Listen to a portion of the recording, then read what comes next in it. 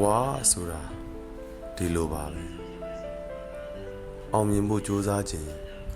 ရှုံးနေခြင်းကိုမလုံရင်ရောက်ပျော်ရွှင်ဖို့ကြိုးစားခြင်း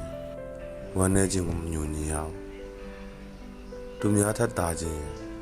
ကိုယ်ထက်တာတဲ့သူအပြောကိုခံနိုင်ရမယ်ဘဝဆိုတာကြမ်းတမ်းပါတယ်လိုအပ်ချက်တွေများစွာနဲ့ကိုကအဲ့ဒီလိုအပ်ချက်ကိုဖြည့်စွက်နိုင်မှရမယ်ကိုသွားနေတဲ့ပန်းတိုင်းကိုရောက်ချင်ကိုမသွားခြင်းနဲ့ပန်းတိုင်းကိုလည်းရှောက်ရောက်မှာပါပဲအမြင့်ကိုရောက်ချင်အောက်ခြေကိုခံအောင်အရင်လှုပ်တင်ပါရည်ရွယ်ချက်ရှိနေဒီခံနိုင်ရမယ်